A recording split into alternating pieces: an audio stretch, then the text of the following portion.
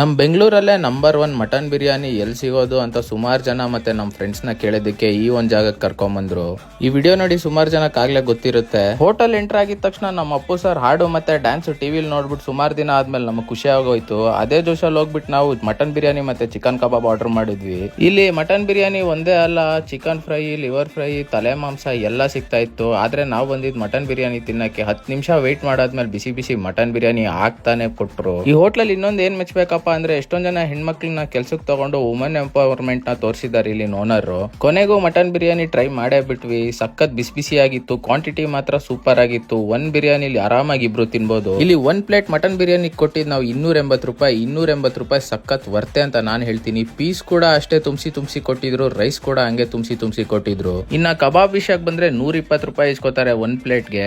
ಇಲ್ಲಿ 1 plate full biryani ಒಬ್ರು ಖಾಲಿ ಮಾಡಿದ್ರೆ ಒಳ್ಳೆ ಬ್ಯಾಟ್ಸ್ಮನ್ ಅಂತ ಲೆಕ್ಕನೇ ಇಲ್ಲಿ. ಈ ಹೋಟೆಲ್ ಹೆಸರು ಬಂದು ಮಲ್ಲಿಕಾ ಬಿರಿಯಾನಿ ಅಂತ. ಜಾಗ ಕೂಡ ಸಖತ್ ಸ್ಪೇಷಿಯಸ್ ಆಗಿದೆ, ಎಷ್ಟೇ ಜನ ಬಂದ್ರು ಕೂತ್ಕೊಂಡು ತಿನ್ಬಹುದು. ಹಂಗೆ ನನ್ನ ಫಾಲೋ ಮಾಡಿ.